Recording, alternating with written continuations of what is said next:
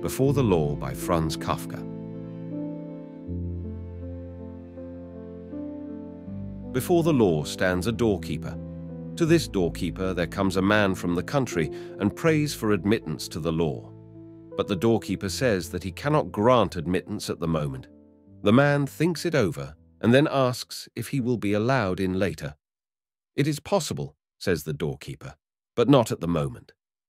Since the gate stands open, as usual, and the doorkeeper steps to one side, the man stoops to peer through the gateway into the interior. Observing that, the doorkeeper laughs and says, "If you are so drawn to it, just try to go in despite my veto. But take note, I am powerful, and I am only the least of the doorkeepers. From hall to hall there is one doorkeeper after another, each more powerful than the last. The third doorkeeper is already so terrible that even I cannot bear to look at him." These are difficulties the man from the country has not expected. The law, he thinks, should surely be accessible at all times and to everyone, but as he now takes a closer look at the doorkeeper in his fur coat, with his big sharp nose and long, thin, black Tartar beard, he decides that it is better to wait until he gets permission to enter. The doorkeeper gives him a stool and lets him sit down at one side of the door. There he sits for days and years. He makes many attempts to be admitted and wearies the doorkeeper by his importunity. The doorkeeper frequently has little interviews with him, asking him questions about his home and many other things, but the questions are put indifferently, as great lords put them, and always finish with the statement that he cannot be let in yet. The man, who has furnished himself with many things for his journey, sacrifices all he has, however valuable, to bribe the doorkeeper.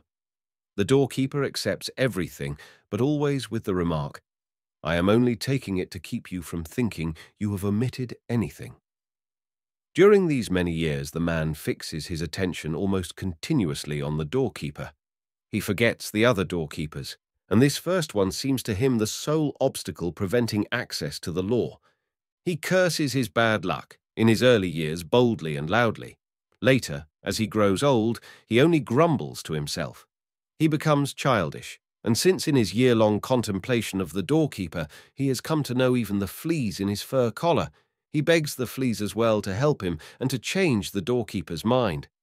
At length his eyesight begins to fail, and he does not know whether the world is really darker or whether his eyes are only deceiving him. Yet in his darkness he is now aware of a radiance that streams inextinguishably from the gateway of the law. Now he has not very long to live.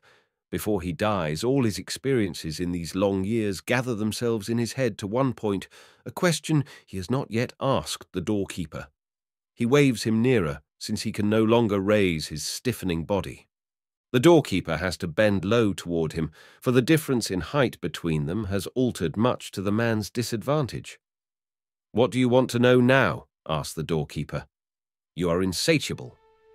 "Everyone strives to reach the law," says the man. "So how does it happen that for all these many years, no one but myself has ever begged for admittance?" The doorkeeper recognizes that the man has reached his end, and, to let his failing senses catch the words, roars in his ear, "No one else could ever be admitted here, since this gate was made only for you. I am now going to shut it."